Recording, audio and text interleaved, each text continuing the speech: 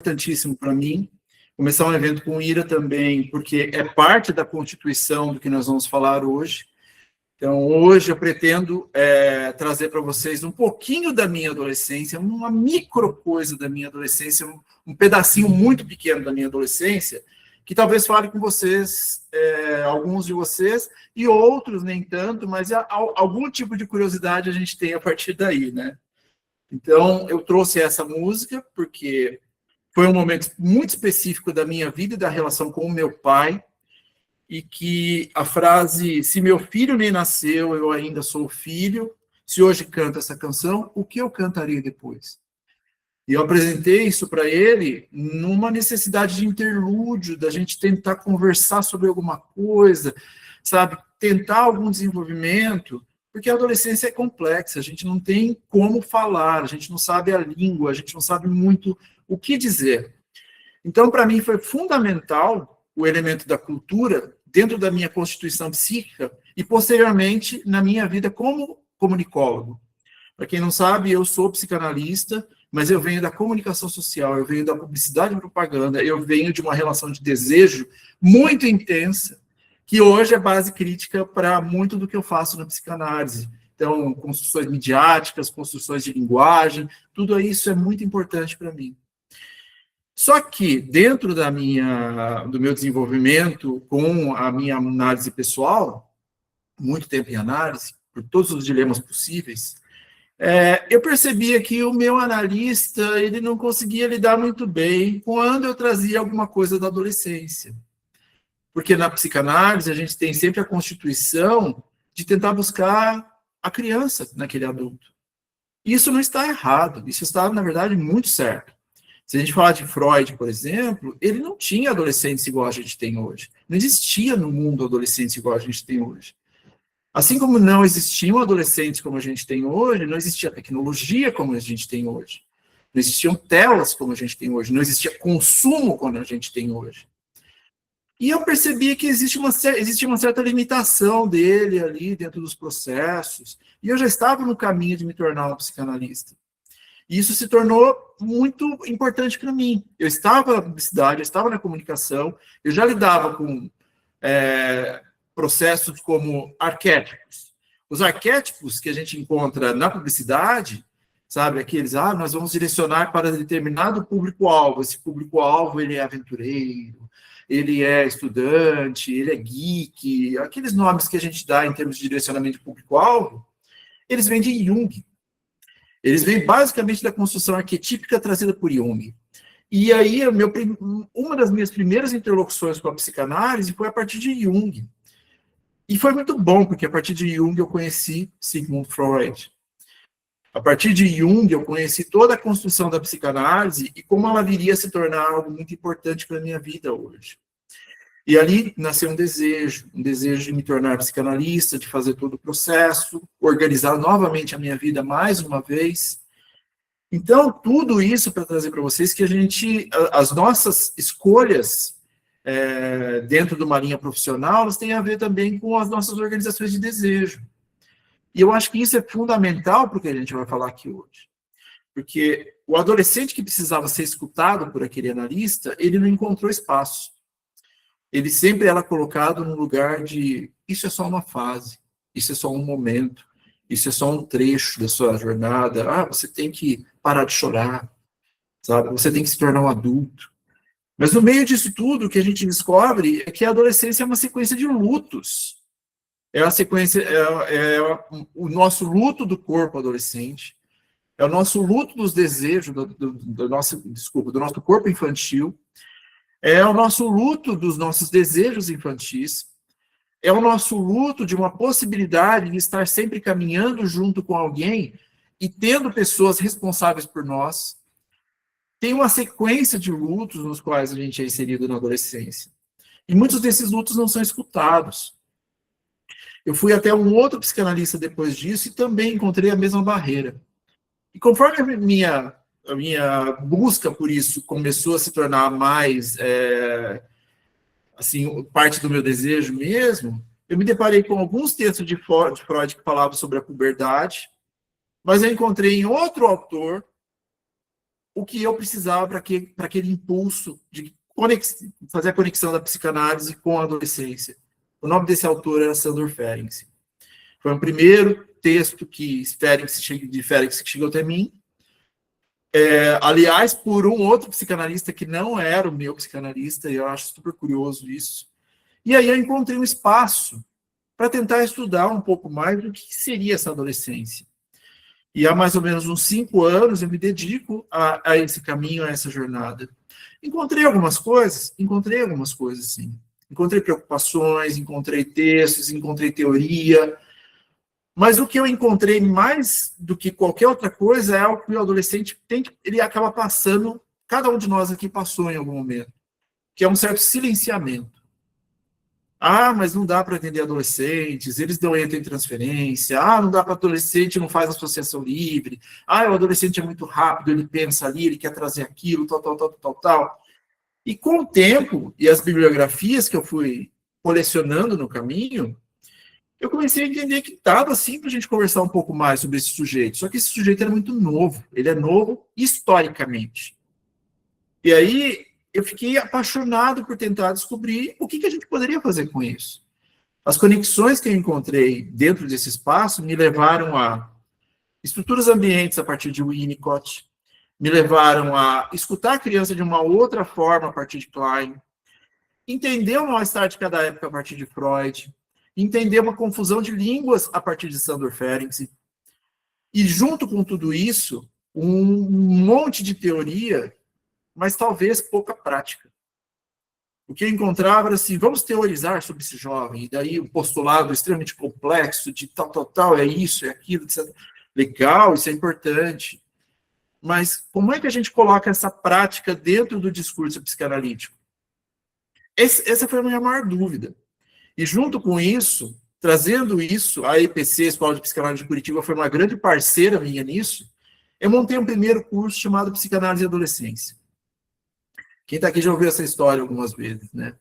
E esse curso, assim, depois que eu terminei a primeira turma, as pessoas daquela primeira turma, falaram assim, cara, a gente precisa continuar falando sobre isso, porque isso é extremamente interessante e a gente não encontra isso em qualquer lugar. E aí veio uma turma 2, e dentro dessa turma 2, a turma 1 decidiu, por conta própria, eles falaram assim, vamos montar um grupo, você pode ser inserido no grupo e a gente continua debatendo isso? Legal, vamos fazer isso sim. E aí veio, o grupo se expandiu, cresceu, tivemos turma 2, 3, 4, 5, 6 do curso de Psicanálise da Adolescência, e esse grupo, ele se tornou um núcleo. E esse núcleo se tornou algo fundamental para a minha vivência na psicanálise. Então, eu estou vendo a Cláudia aí, eu não sei se tem mais algum colega do NEPA aqui, o Núcleo de Estudos e Pesquisas em Psicanálise da Adolescência, ele tem hoje 3 anos, por conta dos participantes do núcleo, também implicados com a clínica da adolescente. Então, tentar entender o que ele é, construir conteúdos, tentar conversar, é um núcleo, assim, fabuloso para a gente começar a testar algumas coisas, e hoje a gente tem uma dinâmica de construção de conteúdo. Mas isso é só um pedacinho dessa história da minha relação com o adolescente. Eu acho que para contar um pouco mais sobre ela, eu preciso efetivamente fazer uma pequena apresentação para vocês. Então vamos lá. Novamente, muito obrigado por estarem aqui. É uma honra poder falar sobre isso, poder falar sobre esse tema, poder falar um pouquinho do que seria essa mutação adolescente que eu venho trazendo durante os últimos anos aí para os nossos debates. Essa mutação, ela se deu a partir de várias características que foram compondo o meu psiquismo. A palavra mutação, por si só, ela já é uma transformação. A gente muta, a gente se transforma, a gente faz mudanças a partir de um momento da nossa vida em que a gente precisa direcionar os nossos afetos, a nossa libido, as nossas pulsões para algum lugar. E dentro dessa construção, um termo chamado mutatis mutandis fez toda a diferença para a construção do que eu tenho para apresentar para vocês hoje. Mutatis mutandis é mudando o que precisa ser mudado. Rapidamente, quem sou eu? Para quem não me conhece, tá? Sou psicanalista, escritor, professor, comunicólogo, eu tenho graduação em comunicação social, eu sou especializado em psicanálise com adolescentes, eu sou especializado em semiótica e análise do discurso, eu sou também pós-graduado em psicanálise e análise do cotidiano, e eu sou docente do curso de formação inicial em psicanálise da Escola de Psicanálise de Curitiba, uma grande parceira. E eu sou coordenador e pesquisador do Núcleo de Estudos e Pesquisas em Psicanálise da Adolescência, o NEPA, que é desenvolvido em parceria com a IPC. Eu desenvolvo diversos conteúdos, textos, transmissões que envolvam psicanálise, cultura e contemporaneidade. Eu acredito que a gente é permeado por cultura, seja a partir de nós mesmos e do que a gente entende como cultura, seja a partir da cultura no nosso ambiente. Então, além de tudo, eu sou podcast, meu podcast chama Psicanálise e Cultura, na verdade, tá? Que é Psicanálise e Comunicação, porque era o nome anterior dele. O podcast Psicanálise e Comunicação gerou 3 livros que estão aí também. Eu gosto muito desses livros, eles também pegaram umas temporadas de cada um dos podcasts. É um material extremamente rico em desenvolvimento de materiais relacionados à contemporaneidade, à cultura e à psicanálise em si. E agora estou fazendo esse lançamento do Mutando, ensaio sobre psicanálise na adolescência, aqui no formato online. Por que eu decidi fazer nesse formato online antes? Eu estou organizando alguma coisa, mas eu sou de São Paulo. E a parceria com a Escola de Psicanálise de Curitiba me fez conhecer muitos de vocês que estão espalhados aí pelo Brasil. Então, eu preferi fazer esse lançamento online, inicialmente. O livro já está disponível desde outubro, mas eu fiz uma reimpressão dele agora. E eu quis fazer para agradecer por vocês estarem comigo na jornada. Seja de São Paulo, seja de Minas, seja do Paraná, seja de Mato Grosso, seja do Nordeste, seja de onde for, de outros lugares do mundo também, a gente está junto nessa jornada, tá? A minha posição é que eu falo de um branco hétero cis. Eu tenho em Freud e Ferenczi e alguns contemporâneos algo imprescindível para a minha clínica. Eu venho da comunicação, como eu disse. Eu não falo alemão. Eu faço essa brincadeira porque eu acho que eu tenho uma grande insistência de falar da psicanálise não de um lugar erudito, intelectual, mas de um lugar de acessibilidade. Eu falo muito de inclusão, eu falo muito de acessos. E eu tenho um interesse genuíno nessa confluência entre psicanálise, cultura, meio e mensagem. E mais do que um aspecto relacionado à saúde mental, eu penso a psicanálise como meio de transformação social, uma psicanálise social. Tenho interlocuções com a psicologia e com a psiquiatria o tempo todo, nós somos um triedro, psicanálise, psicologia e psiquiatria, nós trabalhamos juntos. No setting adolescente, estaremos presentes juntos. Muitas vezes o psicólogo, a partir do TCC, por exemplo, vai ter a sua fundamentação ali. Os jovens vão estar tomando medicação, então a gente vai ter contato com os psiquiatras. Então a gente tem que trabalhar juntos nisso. Eu acho que é impossível falar em subjetividades sem pensar raça, gênero e classe. E eu tenho uma provocação muito intensa, por conta muito de uma professora que eu tive, de uma importância de uma certa psicanálise brasileira, de pensar o mal-estar onde nós estamos inseridos. Então, esse é um pouquinho do que eu sou, dos meus interesses, e dentre tudo isso, a construção de psicanálise na relação com a adolescência é fundamental para mim. E eu começo já falando e deixando claro o mote que eu vou utilizar para cá. Nós somos cultura. Nós somos incididos pela cultura o tempo todo. Cultura não apenas a construção artística da cultura, mas linguagem, mais habitat, mais espaço, mais linguajar, mais dialéticas. Tudo que nos compõe, de alguma maneira, tem a ver com a construção da cultura. E eu começo por aí, porque o caminho que eu vou trilhar aqui com vocês hoje é também um caminho cultural. E eu usei essa imagem do Nordeste, porque esses contos eles são fundamentais para contar parte da minha história. É a partir da literatura de cordel, que meu pai um dia me apresentou, que eu comecei a falar que existem outros tipos de Brasis. Não era só aquilo que eu via na TV. Então, a literatura de cordel se tornou algo muito fundamental assim, na minha construção de linguagem. Eu sou apaixonado por tudo que é produzido dentro do Brasil. E a literatura de cordel, ela nos leva para um lugar muito específico, que é o da desconstrução do sujeito. Ele não precisa ser intelectual, ele não precisa ser erudito, ele precisa contar uma boa história. ele precisa contar uma boa história, ritmada, ele precisa construir, fazer uma construção muito bem feita da inclusão de determinadas palavras, e as rimas têm força fundamental aí. Então, esse é um exemplo por onde eu comecei uma estrutura de abertura um pouco maior para o Brasil e para a cultura brasileira. Eu estou falando muito de cultura, porque, na verdade, a gente vai passar aqui por algumas coisas que fizeram parte da minha cultura. Eu lembro que lá para o final dos anos 80, a TV Cultura era muito potente nas nossas vidas. No início dos anos 80, a TV Cultura era muito potente nas nossas vidas. E lá, ainda nos meus 9 anos, 10, acho que antes disso, até 6 ou 7, eu fui apresentado a uma animação chamada Príncipe Suzano e o Dragão de 8 Cabeças. Essa animação, ela pode ser simplesmente considerada uma animação de ação, contando uma história, mas na verdade tem todo um enredo de uma história do Japão constituída como tema, inclusive, de elementos culturais no próprio Japão. Então, a partir de simplesmente assistir um desenho, eu tive todas essas informações estéticas, visuais, comportamentais. Príncipe Suzano, na verdade, era um príncipe que ele não sabia muito bem a relação que tinha com regras. Então, ele achava que ele poderia fazer de tudo. Ele achava que ele era invencível. Até ele encontrar um desafio tão grande que fez com que ele quase perdesse a vida. Então, a construção das mitologias, dos medos relacionados ao que é colocado dentro das fantasias, dentro do que tudo que nos constitui como elementos da cultura, eles vão, de certa forma, se anexando ali ao nosso psiquismo e vão construindo experiências a partir das nossas próprias experiências. Então, eu lembro dessa animação e eu lembro também como ela me tocava, assim, como era importante para mim, uma vez por ano, quando passava, eu assistia essa animação.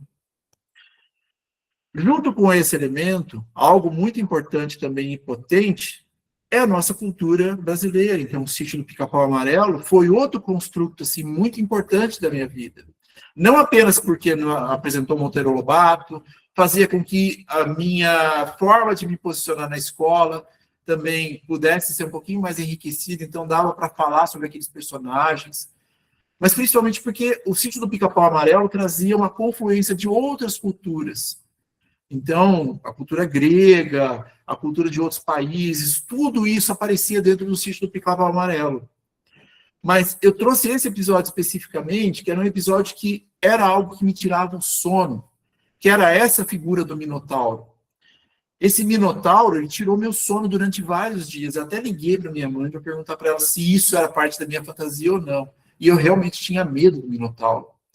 Só que o Minotauro, ele lidou com algo comigo muito intenso na provocação, na relação com a fantasia, que poderia também não ser uma fantasia agradável, mas uma fantasia desagradável, que era a minha relação com o medo.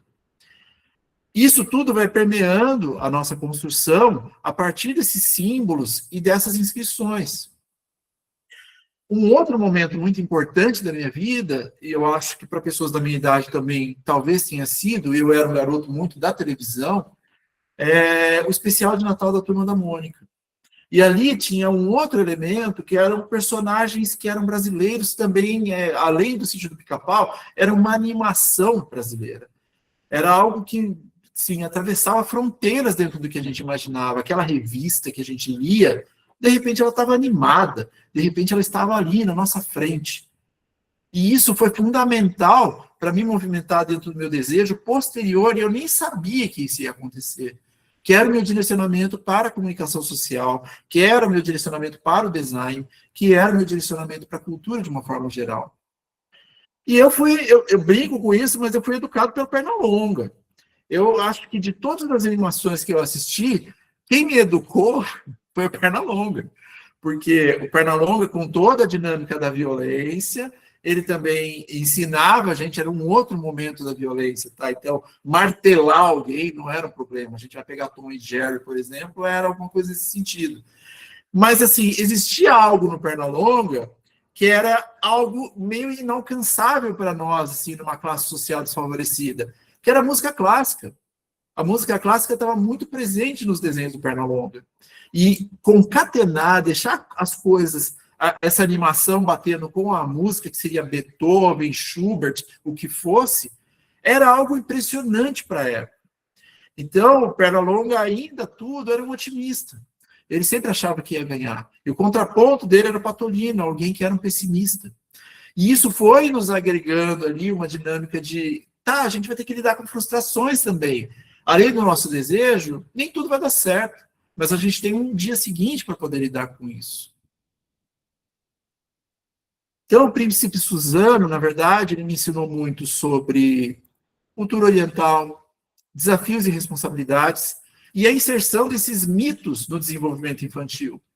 Isso acontece agora do mesmo jeito, só que numa velocidade estratosférica a partir da internet. Mas não muda muito.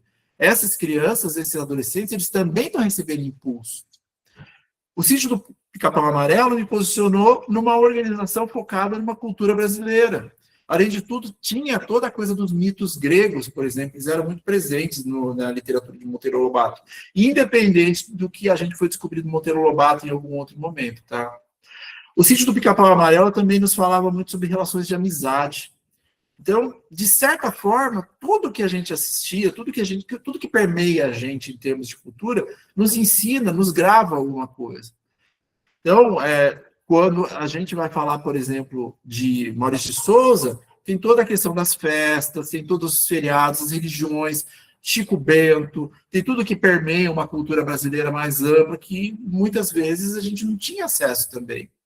Então, o apego afetivo a partir de certas identificações, tudo isso é organização de desejo. Quando a gente fala do Pernalonga, a gente começa também a entender uma certa inserção da cultura estadunidense aí. Então, os Estados Unidos trabalham isso. O signo americano, os signos americanos propostos, eles estão muito inseridos na cultura brasileira. Mas, junto com isso, a importância do humor e da fantasia e da música clássica. Então, por mais que sejam desenhos, por mais que sejam mídias, elas estão nos passando alguma coisa. Isso foi onde eu fui inserido muito na minha versão infantil, né, criança. Um pouquinho mais para frente, os japoneses já estavam muito próximos de nós. Eu sou de uma cidade chamada Mogi das Cruzes, aqui em São Paulo, e nós somos muito incididos pela cultura oriental. Os japoneses, eles estão assim, em muitos lugares. Nós homenageamos a cultura japonesa. Eu tive muitos amigos japoneses, tenho até hoje. Então, uma das coisas que se apresentou para mim foram os animes. Eles começaram a aparecer mais pela TV Manchete, por alguns outros lugares, mas assim, a gente tinha acesso a um tipo de cultura completamente diferente. E esse desenho, Patrulha Estelar, por exemplo, é um desenho que me marcou e me marca até hoje. Porque era simplesmente o plot do Patrulha Estelar, se eu não me engano, nós destruímos o planeta Terra e a gente vai ter que encontrar um outro lugar. E aí a gente sai nessa nave, numa missão, para tentar encontrar esse outro lugar. E aí isso tudo se torna mais rico quando eu penso em refugiados, quando eu penso em como isso pode ser olhado a partir de instâncias de localizações geográficas, e de como isso é importante para pensar o agora, o que está acontecendo hoje e tudo mais. Avançando na cultura japonesa, nós tivemos a incidência muito grande de Ultraman, mas o Ultra Seven foi um personagem muito importante para mim. Ele tinha essas lutas que hoje são coreografadas, parecem mal feitas, etc e tal, mas na época isso aqui era maravilhoso. Assim como eu, posteriormente, eu fui trabalhar numa locadora de fitas VHS, não sei se vocês sabem o que é isso, e quando surgiram os Power Rangers ou o Jaspion, eu olhei para aquilo e falei, meu, isso tudo é muito tosco. Só que daí, reassistindo Ultra Seven, Ultraman, essas coisas, a gente foi ver que era tudo muito parecido. O que a gente encontrava ali era a luta do bem contra o mal e alguns elementos que posicionavam a cultura junto disso. Nessa época também, eu tive um encontro inusitado com uma princesa chamada Princesa Safiri, num desenho chamado A Princesa e o Cavaleiro. Para quem não sabe o que é a Princesa e o Cavaleiro, eu acho que vocês nunca vão lembrar da Princesa e o Cavaleiro, era um príncipe que se apresentava nas aventuras, mas dava-se a ideia de que era uma princesa. Então, o gênero ali não importava. O que importava mesmo eram as aventuras desse sujeito. E aí, ela estava fazendo coisas que homens faziam. A gente só foi descobrir, posteriormente, que ela era uma menina e que algumas pistas eram colocadas ali dentro do desenho. Mas ela se passava e fazia coisas que homens faziam. Para a década de 70, isso me apresentou um outro, algo importante para mim, um outro personagem importante para mim, que foi o criador desse desenho, que é o Osamu Tezuka. E o Osamu Tezuka criou Astro Boy, entre várias outras animações importantíssimas para a cultura japonesa. Só que a brincadeira de gênero se apresentou aí.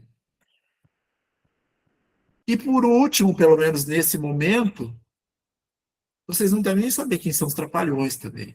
Mas os Trapalhões, eles tinham um filme chamado Os Trapalhões na Serra Pelada. Então eram 4 caras, 4 palhaços, que foram um dia conhecer o que seria a Serra Pelada. Serra Pelada era uma área no Brasil onde, teoricamente, tinha se descoberto ouro. E aí muita gente foi para lá e virou um fenômeno não apenas midiático, mas um fenômeno geográfico e um fenômeno populacional também. Porque muita gente foi lá na busca de uma possibilidade de se tornar milionário. Lembra alguma coisa de hoje? Será que a gente não está tecnologicamente meio fundamentado nessa busca até na atualidade? Além de tudo, eram 4 bufões, eram 4 brincalhões, eram 4 palhaços, em que um deles tinha a questão da raça, que fazia-se piada sobre isso, mas ele também se posicionava sobre a própria raça, o que também foi importante para tudo que veio constituir posteriormente. E tinha um personagem chamado Zacarias, que dava-se a ideia de que ele era homossexual. Então a brincadeira passava por aí, mas existia-se um respeito que nós deveríamos levar para esses personagens, independente do que eles fossem. Pelo menos foi assim que eu entendi. Se eu for pensar lá em Patrulha Estelar, foi o meu primeiro grande contato com a guerra e a destruição de um planeta. Então o planeta pode sim acabar. O conceito de refugiados e uma certa tecnologia como organização de poder. Eu não tinha nem ideia de que eu estava pensando isso, mas provavelmente isso ficou no meu psiquismo e eu fui desenvolver isso posteriormente. O refugiado também, Ultra Seven, Ultraman, é o conceito de um herói vindo de um outro lugar. Ultra Seven também tinha a questão de um certo sacrifício, ele se sacrificou pelo nosso planeta, pelo bem do nosso planeta. E junto com isso, a amizade e o grupo formatado a partir daqueles personagens. Então, como eu disse, tem muita coisa envolvendo isso. Quando eu falo da Princesa Safira, quando eu falo da Princesa e o Cavaleiro, o que Freud traria para nós como algo indelével na psicanálise, que inicialmente nós somos bissexuais, que a gente vai ter que lidar com essa organização só depois de um tempo, a partir das nossas organizações morais, biológicas e sociais. Mas, independente disso, nós não discernimos corpos a partir dali. É interessante como duas crianças, elas só conseguem ver que elas são diferentes a partir das diferenças anatômicas. Porque quando bebês, quando crianças mesmo, elas estão pouco se importando para isso. Essa animação também trouxe a relação entre o masculino e o feminino, foi importantíssimo para eu entender questões de gênero hoje. E a tolerância a partir do seu próprio desejo. Safiri queria performar, fazer as coisas, se posicionar no mundo do jeito que ela queria. E os Trapalhões me apresentou o humor à brasileira a partir da nossa própria língua. Então, sim, a gente ri dos desenhos, mas a gente também ri de quem fala a nossa própria língua. Aceitação relacionada à raça e gênero. E a riqueza do nosso próprio país. A gente, sim, pode ser um país muito bom quando nos direcionamos para isso. Tudo isso para dizer dessas incidências. E aí eu já vou caminhando, pelo menos por um trecho, para finalizar isso. Já um pouco mais velho, eu já estava tendo contato com filmes e tudo mais, e um filme chamado Faça a Coisa Certa fez toda a diferença na minha vida. Porque esse filme me mostrou, eu ainda trabalhando na locadora, de que existe o racismo, e ele é estrutural. Ele trouxe isso como uma dinâmica muito importante em algumas configurações de conversas desse filme, que é um filme que se passa no Brooklyn, nos Estados Unidos, que é um bairro habitado por negros, por japoneses, orientais, coreanos, é uma miscelânea de pessoas naquele bairro. E esse filme trouxe toda uma reverberação para mim, para eu olhar em volta, para eu olhar nas pessoas que estavam próximas de mim, para eu olhar para o meu privilégio branco, mesmo sem saber muito o que seria esse privilégio. Então, é um filme que muitas vezes eu reassisto para tentar resgatar aquele momento de uma certa quebra de inocência. Porque esse filme permeou tudo o que veio depois nas minhas relações humanas. Então, junto com isso, um outro elemento muito importante, que vocês não vão lembrar, é uma minissérie que o SBT passou, chamada Raiz. Ali a gente foi apresentado pela primeira vez para Kunta Kinte, um escravo que buscava a sua própria liberdade. A gente estava tentando entender por quê. Por que ele está fazendo isso? Que tipos de lutas ele vai ter? Kunta Kinte foi imprescindível para a construção do que eu venho a ser em termos da minha dinâmica hoje como psicanalista. Então, minimamente, essas duas peças, que são assim um pedacinho muito pequeno do que eu tive como referencial lá atrás, me explicou sobre conceitos de violência de raça, de idioma, violência de idioma e de cultura em si. Posição no mundo e formas de enfrentamento, como é que a gente enfrenta isso tudo. E principalmente o cinema como forma de reflexão. A gente fala do cinema arte, mas a gente também pensa o cinema como algo que deve nos trazer certas reflexões. Muitas vezes não é para a gente gostar, é para nos incomodar mesmo. E esse filme me deixou assim pensando sobre muito tempo, e tudo que veio do Spike Lee, que é o diretor posteriormente, é algo com o qual eu tenho um contato muito íntimo. Mas, terminando essa partezinha dessa história, na minha adolescência, o que mudou tudo foi isso aqui, por incrível que pareça. Quando eu tive contato com os X-Men, na base de quadrinhos, não apenas na animação, tudo mudou para mim. Porque eram seres humanos que, em uma determinada época da sua vivência, desabrochavam com poderes. Quando é essa época? É na adolescência. Então, todos estão ali numa certa normalidade, só que, dependendo do gene que essa pessoa tiver, ela vai despertar alguma coisa. E esse despertar de alguma coisa fez com que eles não se tornassem mais aceitos pela sociedade. Então, eles fizeram grupos entre eles mesmos. Eles encontraram nas diferenças deles formas de aproximação. E todo mundo tentava caçá-lo de alguma maneira. E existia o professor Xavier, o chefe deles, o líder deles, que queria conversar, que queria debater, que queria levar um certo esclarecimento para quem não entendia o que estava acontecendo com eles. Vocês percebem onde isso vai nos levar, né? Então, os quadrinhos foram fundamentais para eu ter um encontro que eu tive anos depois. E os quadrinhos me levaram para um outro lugar importantíssimo para mim, que é a descoberta de um personagem negro, que era o Pantera Negra. Então, Pantera Negra ele foi uma mudança de chave, porque era um personagem negro, e no universo Marvel, ele habitava o lugar mais tecnológico de todo o planeta. Então, tem alguma coisa a se conversar a partir daí, né? Tem algo a se entender dessa cultura, e o Pantera Negra integrava muito, em todas as tecnologias, a cultura africana. Então, é um resguarde da sua própria cultura a partir desse desenvolvimento tecnológico. Eu não deixo a cultura de lado, eu não deixo a língua de lado, eu não deixo o que me faz de lado. Eu amplio isso, eu mudo isso, troco de lugar. Então, os quadrinhos foram fundamentais, além de determinadas novas mídias também de reencontro, para eu tentar entender minimamente o que eu era como adolescente. Porque em casa, por mais que meus pais fossem amorosos, como meus pais fossem maravilhosos, existia um problema no campo da linguagem. Eu não sabia me expressar e eles também não tinham muito paciência para ouvir.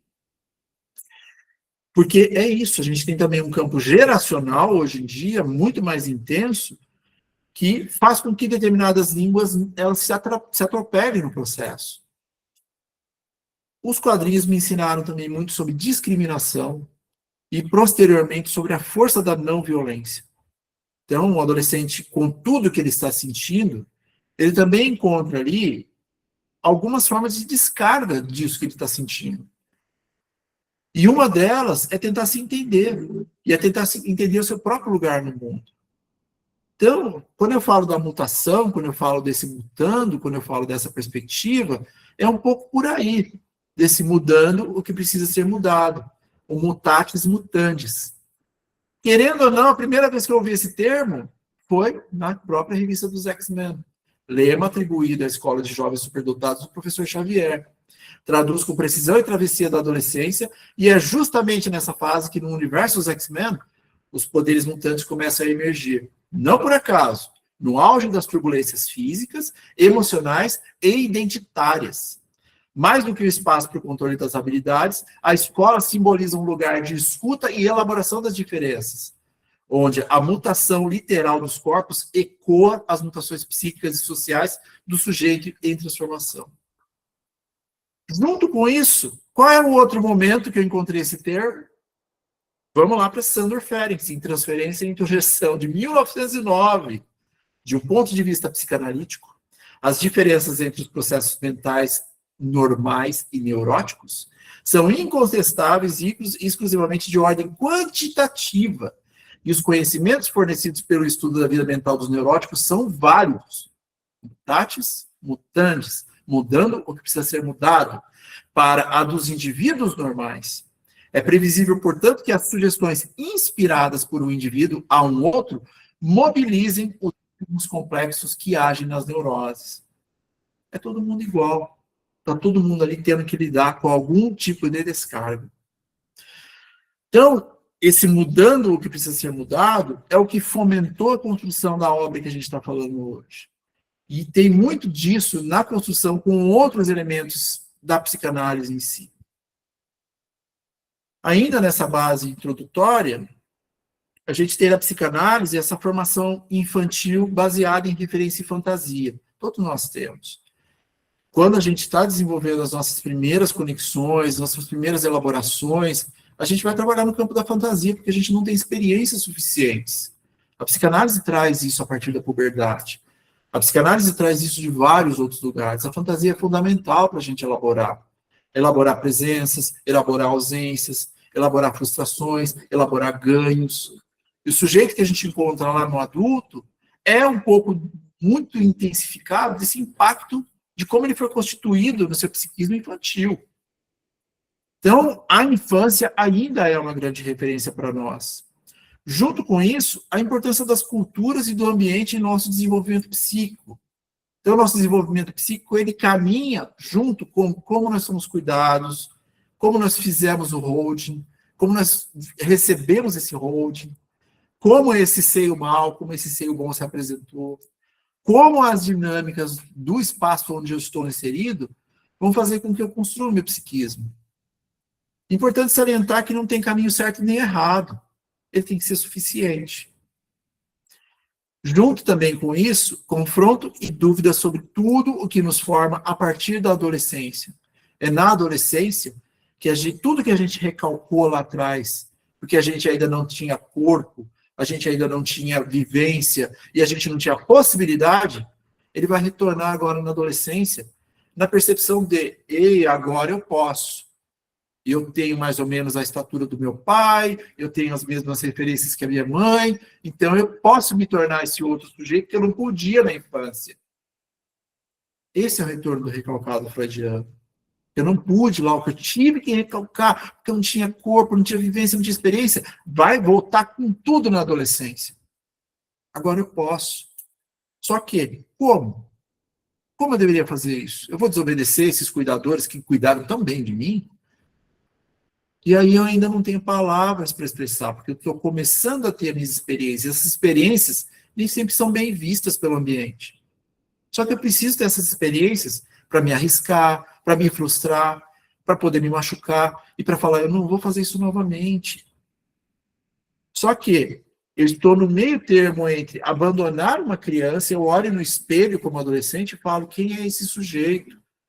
Eu olho para o meu quarto e tenho os brinquedos penduricados, os livros que eu guardo e tudo mais, às vezes até uma colcha que representa um desenho animado, e eu falo, quem é essa pessoa? Ao mesmo tempo, eu tenho toda a cobrança da sociedade e dos meus pais, dos meus cuidadores, dizendo você precisa virar homem, você precisa virar mulher, você precisa se virar, você precisa escolher uma profissão. Defina aí, essa semana, o que você vai passar a vida inteira fazendo. Não é simples, não tem nada de simples nisso. Ao mesmo tempo, ele precisa mudar o que precisa ser mudado. Então, não é uma clínica simples, não é uma clínica fácil, mas é uma clínica viva. É uma clínica importantíssima para a gente entender os sujeitos que se tornarão adultos daqui a algum tempo. Pensando a psicanálise clássica com foco na infância, Freud trazia a neurose do adulto é a continuação da neurose infantil. Isso é fato, incontestável. Para quem está na psicanálise sabe que isso é fato, a gente busca a criança ali, naquele adulto. Só que eu trago Ferenczi mais uma vez. Raspem o adulto e por baixo dele encontrarão a criança. Então, a nossa busca no set analítico é por essa criança. Mas por que a gente ignora o adolescente? Por que a gente, muitas vezes, quando é trazido para o set analítico algo da adolescência, a gente tenta levar isso lá para trás? A gente simplesmente não tem uma dinâmica de escutar esse adolescente. E isso é muito interessante, porque na maior parte das vezes nem é percebido. Não é percebido nem pelos nossos analisantes, pelos nossos analistas, desculpem. Só que está ali. E hoje em dia ela tem uma importância maior do que qualquer outra coisa na psicanálise, porque ela é foco de direcionamento de publicidade e consumo. Então, busca identitária, busca de compromisso, organização financeira, tudo é colocado como postulado que tem que resolver na adolescência. Sabe? Então, eu tenho que definir meu futuro, eu tenho que comprar coisas, eu tenho que ter dinheiro, eu tenho que ter uma família, eu preciso definir isso agora. Esses jovens, eles não sabem nem se a profissão que eles estão escolhendo, ela vai existir daqui a 2, 3 anos.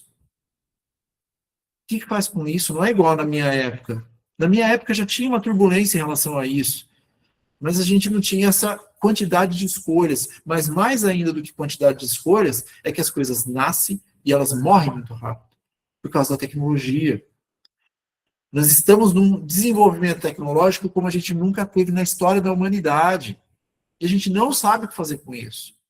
Então, quando os jovens falam, eu não sei se eu quero fazer faculdade, é um pouco por aí. Eu vou ter que escolher isso, ficar 5 anos estudando essa profissão, sendo que depois de 5 anos eu vou fazer o estágio, não remunerado, ou remunerado de uma forma bem baixa, para daqui a 6 ou 7 anos começar a ganhar um salário, deixar para lá, eu vou ficar aqui em casa.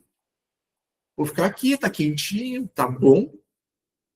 Então ele sai de casa mais tarde. Com exceção das classes mais favorecidas, que têm outros motivos para sair o mais rápido possível da casa, a parte mais generalista disso é de que a gente está esticando essa adolescência. A gente está chegando a 25 anos, 26 anos, 27 anos. Tudo bem que juridicamente ainda é 18. Mas o que a gente vê é jovens ponderando isso. E economicamente, o mundo inteiro vive um outro momento. E a gente vai observando isso a partir de questões geracionais também. Os nossos bisavós conseguiam comprar um pedaço de terra. Os nossos avós compravam um pedaço de terra em uma casa, mas passavam provavelmente a vida inteira reformando isso, esse ambiente. Os nossos pais, eles tiveram a oportunidade de comprar um apartamento, mas pagar por 30 anos. E agora, esses jovens, qual é o custo do dinheiro? O que realmente movimenta a libido? Quanto custa? A gente está falando de um apartamento aqui em São Paulo, meio milhão de reais. 45 metros quadrados. A gente vai no mercado e as coisas aumentam exponencialmente. A gente minimamente consegue sobreviver. Só que a gente coloca esse peso gigantesco nas costas dos nossos jovens e eles também não têm oportunidades nem de poder verbalizar as coisas, porque eles não sabem o que eles estão sentindo. E muitas vezes o silêncio é língua, o silêncio é som, o silêncio é posição. Muitas vezes a roupa preta quer representar alguma coisa. Muitas vezes a ausência também é representativa. Tem linguagem envolvida aí. Dentro desse foco na infância, isso aqui é um trecho, um slide da aula de pós-graduação do NEPA, tá? Acho que os 2 slides, possivelmente, são da pós. Então, como é que a gente entende hoje essas idades? Então, a gente tem de 0 a 10, 11 a 20, 21 a 30, 31 a 40, essas subdivisões para a gente tentar entender o adolescente de antes e o adolescente de agora. Então, a gente tem esse marcador. Segundo o IBGE, a gente está vivendo até 76,4 anos. A gente está vivendo muito mais do que nunca. Um outro problema que a gente está gerando a partir daí é como nós vamos escutar os nossos idosos. É um outro problema. Mas a gente está vivendo mais. A gente precisa saber o que fazer para viver mais. Na época do nosso querido Freud, a infância era dividida em infância e puberdade e depois um adulto já mesclando com o idoso. Quando ele se tornava idoso, ele não era útil para a sociedade. Então, ele já estava ali naquele amálgama de sujeitos e, mais ou menos, ele vivia até os 50 anos. Então, a gente tem 26,4 anos a mais do que na época de Freud. É tempo pra caramba. Desenvolvimento fármaco, indústria farmacêutica, longevidade, tudo isso contribui, a ciência contribui para isso. Só que agora, a gente olha para as coisas de uma outra forma. A infância, ela chega mais ou menos até uns 8, 9 anos. A adolescência, ela extrapola mais ou menos os 19 de uma forma jurídica. E a gente muitas vezes posiciona esse adulto lá muito cedo, muito desestruturado em termos de quanto ele está vivendo. Na verdade, a adolescência muda esses fatores. E a gente está vivendo mais. A gente está vivendo bem mais. E, na verdade, o que a gente está encontrando hoje em dia é alguma coisa mais parecida com isso. A infância até os 9 anos, a adolescência extrapolando lá para os 25, mais ou menos, e o adulto, hoje, ele vive até uns 65 anos. Ele está ali naquela vida adulta, e o idoso, ele vai ser organizado a partir dos 65. Da época de Freud, onde a gente tinha a puberdade, para a nossa época, tem uma diferença absurda de constituição psíquica e constituição de sujeitos. Não tem mais como a gente não olhar para a adolescência como ela está se apresentando para nós. A gente tem que debater mais isso em sociedade. Porque a adolescência, se é um espaço de tempo tão importante de enfrentamento, por que a gente trata como se fosse uma fase? Por que a gente fala, não, isso aí vai passar, é chatice adolescente. Ele vai parar de reclamar. Sabe, uma hora passa. Está maior o espaço da adolescência. Ele está olhando para as coisas de uma outra forma. Ele quer sair de casa mais tarde. E ele tem motivos para sair de casa mais tarde, que vai gerar muita angústia dos pais. Porque eles pensam assim, até os 18 anos eu crio. Depois eu quero planejar minha viagem para a França, que eu não consegui a minha vida inteira. E a gente espelha muito dos nossos filhos a realização do que a gente teve no passado. E eles não desejaram isso. Eles querem ter os próprios desejos. Tudo isso para mostrar para vocês que a organização da psicanálise em relação à psicanálise clássica não é que ela está errada, mas ela reflete o mal-estar da época dela. A gente tem um outro mal-estar hoje. Esse outro mal-estar, ele é muito mais longevo, ele é diferente e ele é cultural. E a gente precisa assimilar isso num contexto social, que envolva raça, gênero e classes sociais. Partindo desse pressuposto, eu gosto muito de um trecho de um livro da Marion Minervo, em que ela traz algo relacionado com uma criança no adulto. Criança no adulto é uma espécie de cicatriz viva da personalidade, testemunho da situação traumática, das angústias e das defesas que tivemos que usar ao longo de nosso desenvolvimento psíquico. Uma situação traumática é o conjunto de experiências emocionalmente excessivas, geralmente vividas na relação cotidiana com um objeto primário, que ultrapassam a capacidade de interpretação do sujeito na época em que acontece. Então, a gente vai levar a sério essa criança no adulto. A gente já tem todo o material teórico que pode abarcar isso. A gente tem tudo, o mecanismo, todas as ferramentas para escutar a criança no adulto. E eu acho isso imprescindível, eu acho isso maravilhoso. Mas será que a gente não tem que ter também um adolescente no adulto? Será que a gente não tem que tentar nos organizar, todos nós implicados, para tentar entender o que é esse sujeito? Porque esse sujeito está aí, ele está nas ruas, ele está no dia a dia, ele está na internet. Sabe? Que responsabilidades nós, como cuidadores, temos nessa linha de frente? Eu sou extremamente admirador dos professores. Extremamente admirador dos professores. Porque eles estão na frente de batalha. Eles estão ali. Eles estão ali em contato com esses jovens. E da minha época, em que eu tinha contato com esses professores, em que a gente trazia um certo respeito, uma certa animosidade às vezes, mas assim, uma figura proeminente de saber, hoje em dia ele está sendo completamente descaracterizado a partir de certas dinâmicas de poder.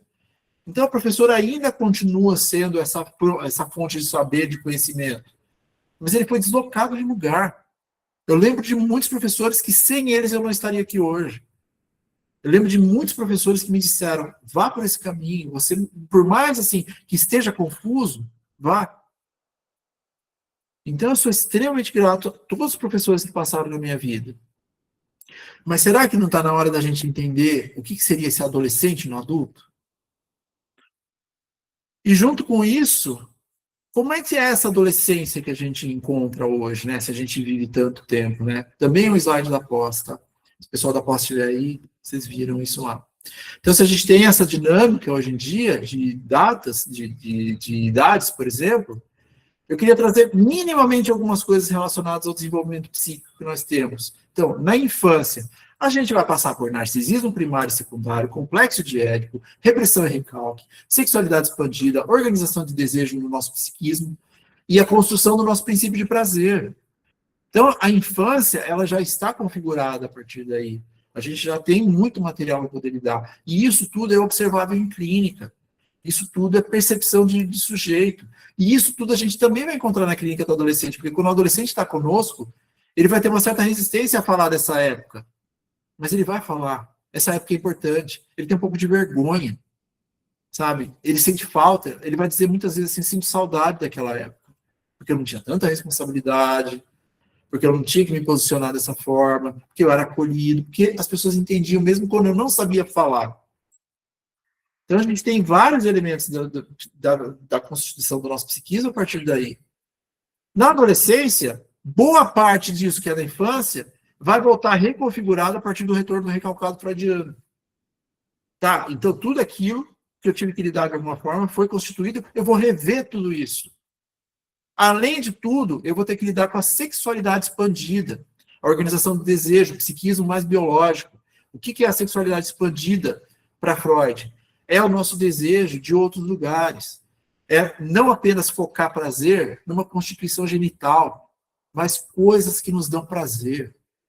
Então, vivências, experiências, amizades, tudo isso para Freud é a constituição da sexualidade. Olha que rico isso. A gente não precisa ficar pensando só na genitalidade das coisas. E se antes eu tinha que lidar com o meu princípio do prazer, na adolescência eu vou ter que lidar com o princípio da realidade. Então, o que era a busca de prazer antes, eu sofri um corte super egóico, super organizado. E eu vou ter que organizar isso de alguma forma, porque a realidade me impactou. Eu vou me frustrar. Junto com isso, os adultos têm que, muitas vezes, relembrar tudo disso, tudo que aconteceu com eles em clínica. E eles não vão lembrar exatamente, por isso a importância da fantasia. Mas na visão da percepção adulta, a gente tem que lidar com as escolhas e organizar novos movimentos de desejo a partir da escuta. Então, tudo aquilo que eu achava que era imutável na época, agora eu vou poder revivenciar. Eu vou poder falar, caramba, não era do jeito que eu imaginava. Porque teve toda uma via experiencial do sujeito para ele se constituir como adulto. Então é interessante quando o adulto traz alguma coisa no sentido de eu lembro disso na infância, só que olhando para isso, talvez eu não tenha culpa naquilo que tanto me traumatizou, naquilo que tanto me trouxe dor.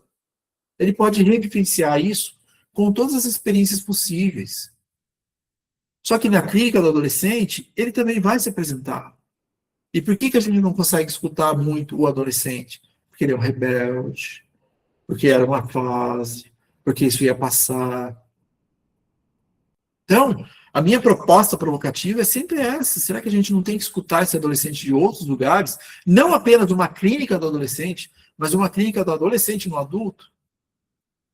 E como idosos, a gente vai ter que lidar com as dinâmicas transferenciais com focos diferenciados, porque o idoso está num outro momento, ele vai falar, a transferência com o idoso é um pouco diferente, a associação livre de ideias está específica em outros lugares, e é uma clínica extremamente rica, mas muitas vezes negligenciada do nosso trato também. Mas a ideia aqui era trazer para vocês como o adolescente é incidido pelo passado e por um futuro que ainda não se realizou. E quando nós somos adultos, a gente tende a colocar na adolescência um espaço que, não precisa lembrar disso não. Sabe por quê? Porque eu tive minhas primeiras experiências sexuais, não necessariamente foram boas para homens e para mulheres. São escolhas erradas que eu fiz, momentos de dificuldade que eu tive que buscar determinadas fugas, tristezas que eu tive com determinados grupos. Quem quer visitar isso? Só que talvez seja necessário. Minimamente na adolescência, a gente vai ter que lidar com a sexualidade expandida, com o princípio de prazer versus o princípio de realidade a partir de Freud, pensar nas 4 regras fundamentais do tempo todo, associação livre de ideias, transferência, neutralidade e abstinência. É uma clínica muito mais ampla, se a gente pensar bem. Nós vamos ter um retorno de falar sobre narcisismos, a posição narcísica na infância é diferente da posição narcísica adulta, se tiver igual, alguma problemática existe. As tópicas, a primeira e a segunda tópica freudiana, mais repressão e mais recalque.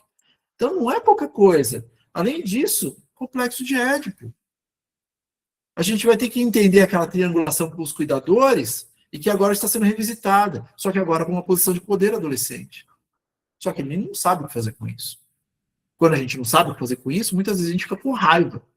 Muitas vezes a gente direciona isso para uma explosão. Eu grito, eu choro, eu quebro. Então a clínica do adolescente, ela tem esse potencial de se tornar algo diferencial para todos nós. Junto com isso, eu acho que vem um outro momento da minha vivência, que foi quando eu coloquei um pôster do Kurt Cobain no quarto da minha casa. Vocalista do Nirvana. Fui lá, peguei pôster grandão, assim, então, coloquei. Na hora, minha mãe falou assim, quem é esse? É o cara do Nirvana? Aquele drogado? E aí, que era música para mim, o que as letras tentavam esboçar minimamente o que eu queria sentir naquela época, já era um pouquinho mais velho e tudo mais. Ele foi simplesmente taxado como um drogado. Quando o Cobain se matou, isso tomou uma proporção muito maior a ponto de eu ter que tirar esse quadro do quarto. Só que não era sobre a posição do Cobain, não era sobre o jeito que ele estava lidando com as próprias dores.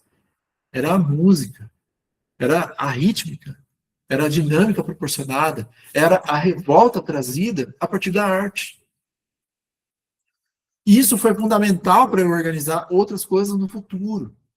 Porque tudo que incide sobre nós na adolescência, por exemplo, a escolha profissional definidora para a vida, dar conta de ser um provedor, abandonar qualquer perspectiva de busca de sonhos, a formação de uma família, tudo isso incide sobre nós na adolescência, a chegada intensa do significante dinheiro. Hoje em dia é muito mais problemático do que qualquer outra época da nossa existência. Sabe? Jovens hoje em dia pensando que vão conseguir fazer 1 milhão se seguir determinados passos e compram um curso extremamente caro.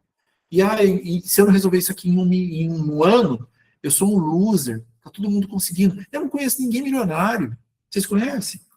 Talvez vocês conheçam, eu não conheço. Então o jovem, ele é muito fisgado por essas possibilidades de uma resolução rápida dos problemas. Só que não é rápido. E aí, na necessidade dele de resolução daquilo, ele acaba caindo em muitos lugares que não são muito legais.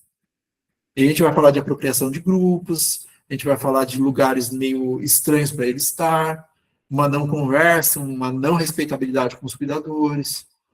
Isso porque a internet tem oportunidades muito complexas assim, para os nossos jovens.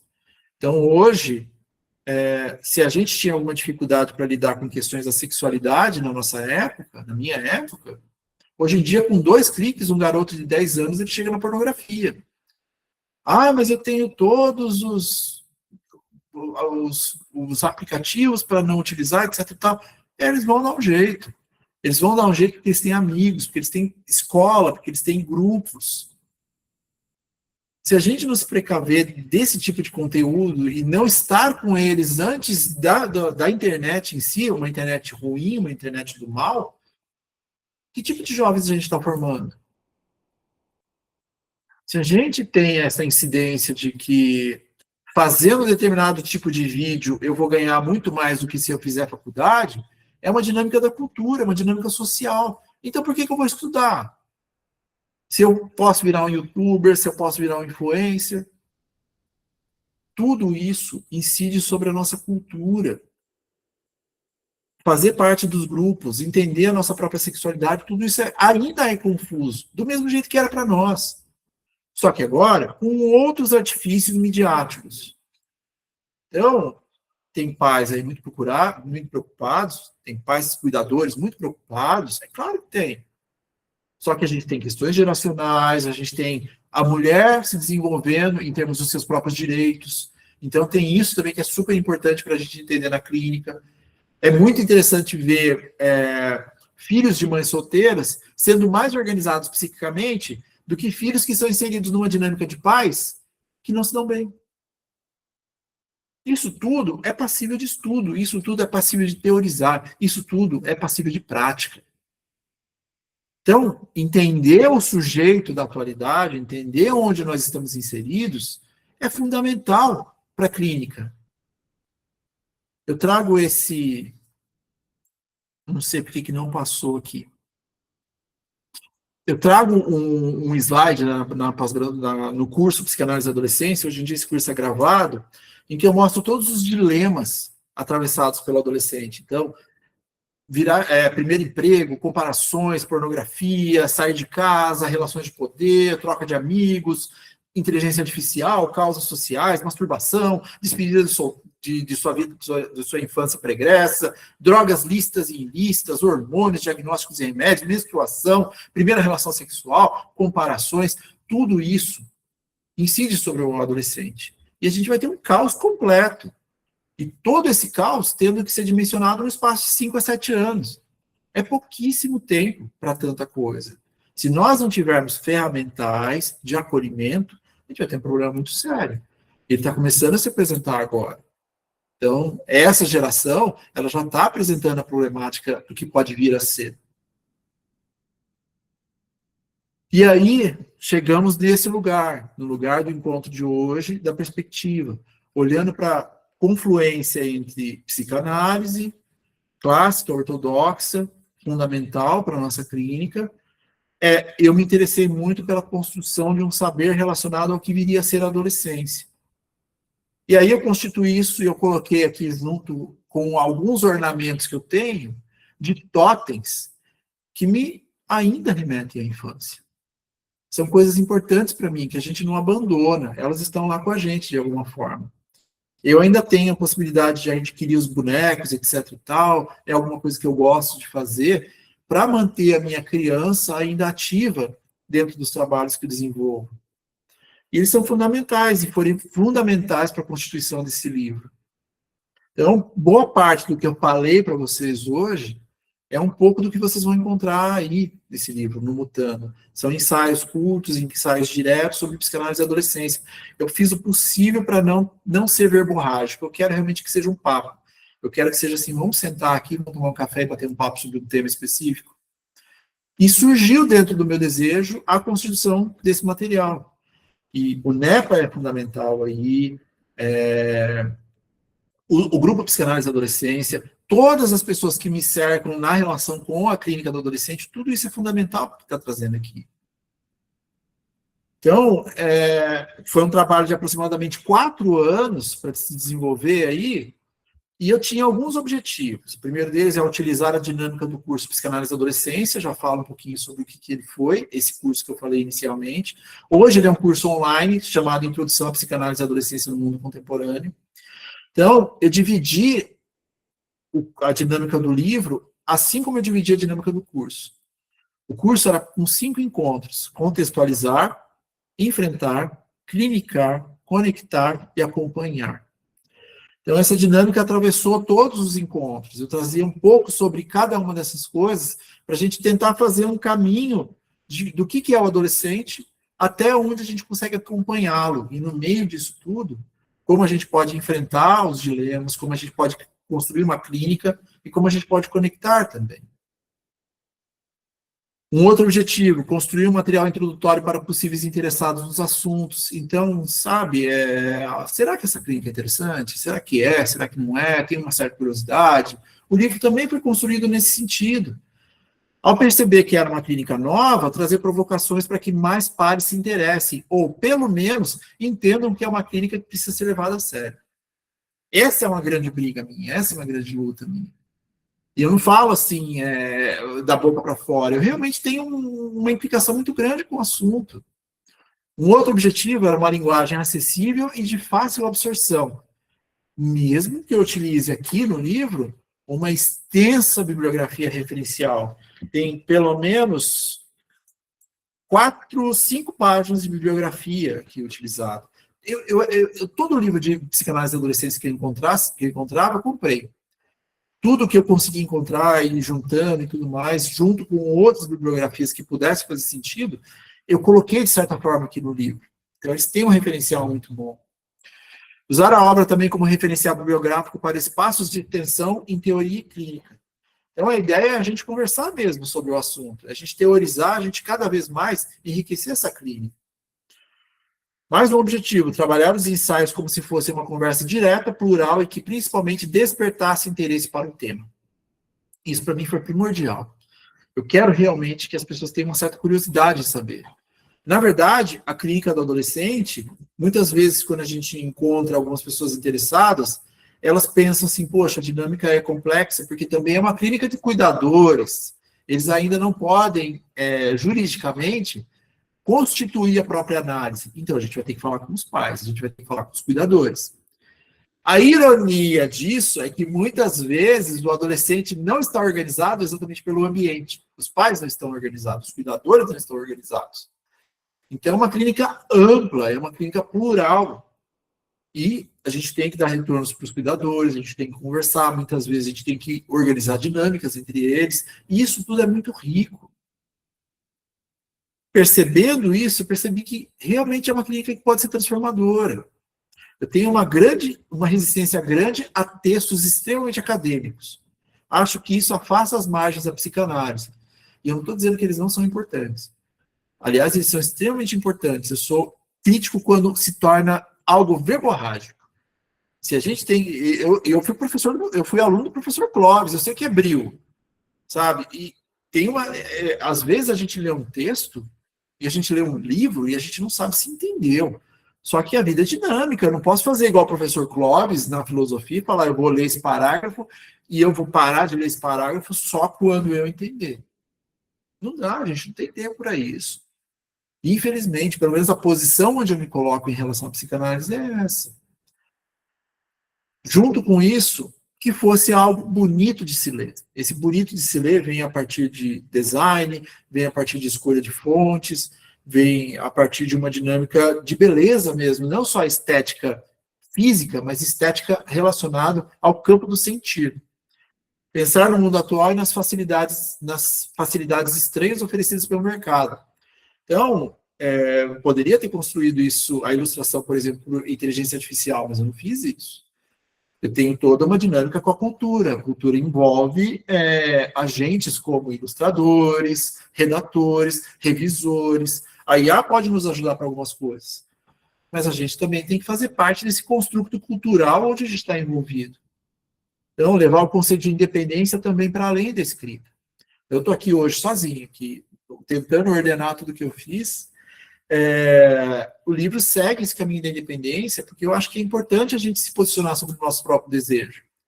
Porque muita gente tem o desejo de escrever um livro, por exemplo, daí ela escreve esse desejo, escreve esse livro, e manda para algumas editoras. Só que as editoras, elas estão atabalhoadas de manuscritos. Então, você pensa assim, cara, não é bom o suficiente, ninguém me respondeu.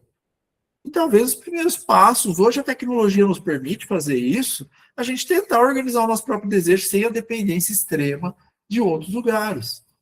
Eu gosto muito desse caminho, eu sempre fui uma pessoa que meio inventava caminhos.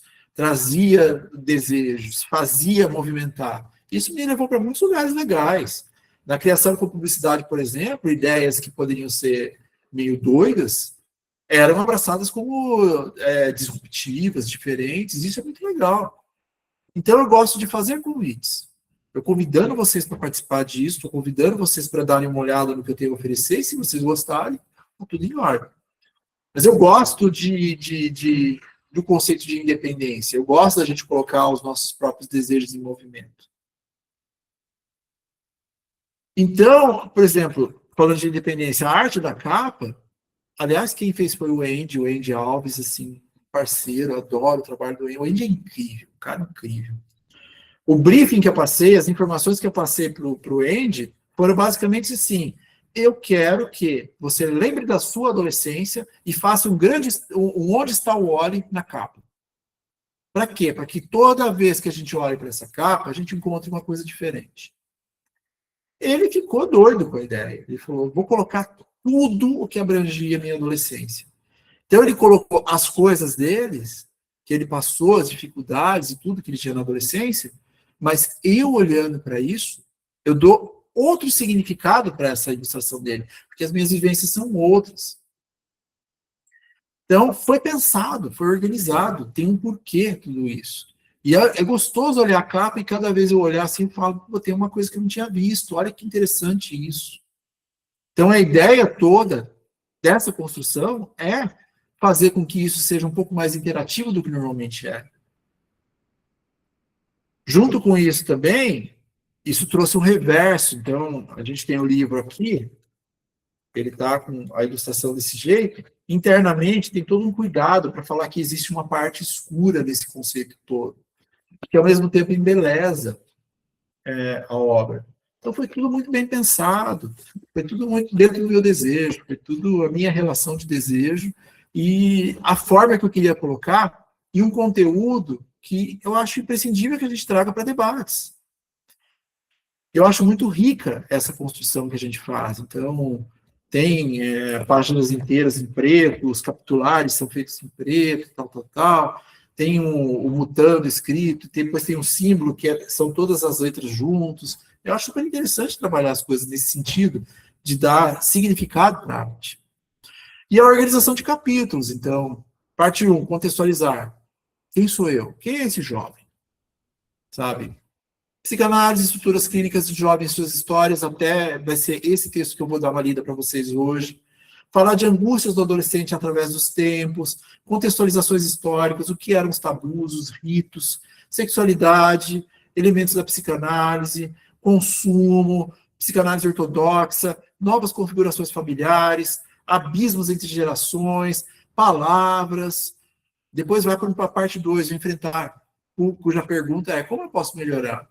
Então, pensar o ontem, o hoje e o amanhã, sujeito adolescente na atualidade, novas linguagens, narcisismos, as redes não tão sociais, virtualização do desejo, erotização, pornografia, culto ao corpo, construção da reconstrução da autoestima, o silêncio ensurdecedor da juventude, desamparo, algo importantíssimo para a clínica. Na parte 3, a clínica em si, fale sobre o que você quiser.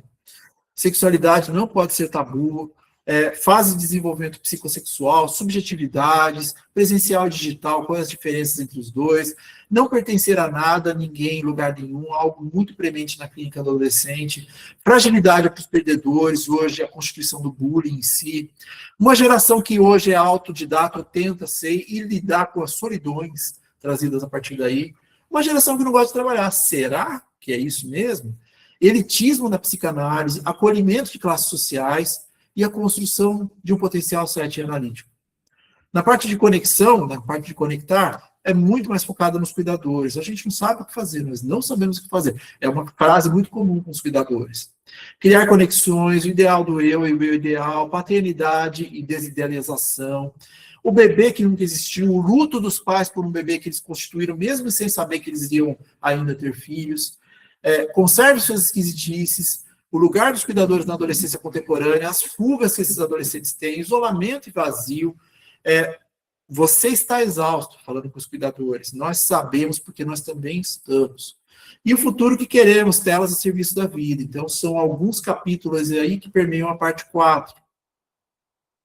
E a parte 5, o acompanhamento. Então, olhares para além do sintoma, saúde mental ontem e hoje, como era, bem-estar para continuar produzindo, pílula para cada sintoma, laudos, medicalizações, como os nossos colegas psicólogos e psiquiatras estão adensando toda essa dificuldade de ter de acessibilidades, cortes e automutilação, perversões na era digital, uma certa educação midiática que a gente precisa realmente começar a debater, entender onde a gente está inserido, o mal-estar da nossa época, para poder enfrentar. Faço um convite para vocês conhecerem o que seria a psicanálise brasileira. E o meu último texto é uma ode aos professores, que sem educação não há futuro. E, no último, no epílogo, eu trago uma palavrinha para os pares que estão na psicanálise. Então, eu tentei fazer isso da melhor forma possível para trazer algum tipo de contextualização e discussão a respeito dessa mutação, desse mudando que precisa ser mudado. Então, isso era o que eu tinha para apresentar para vocês, para falar um pouquinho sobre esse livro que eu estou lançando. Eu acho que ele tem um caminho a ser trilhado ainda, algumas coisas que a gente precisa desenvolver, mas eu tenho um caminho muito direcionado, eu quero falar com vocês. Eu quero ouvir vocês, eu quero trocar com vocês, eu quero que a gente constitua essa clínica juntos, por mais desafiadora que ela seja. Então, vamos ler um pouquinho, depois eu falo sobre as potencialidades a partir daí. É um texto curto, tá? Eu não vou cansar vocês, prometo. O texto 1.0, que faz a introdução do capítulo 1, que é focado em contextualizações da psicanálise e adolescência. Quem sou eu? Psicanálise e estruturas clínicas, o jovem e suas histórias. Quando eu desenvolvi as primeiras relações com os contextos da psicanálise e da adolescência, percebi a dificuldade que seria encontrar material referencial e pesquisas que trouxessem dinâmica sobre esses temas.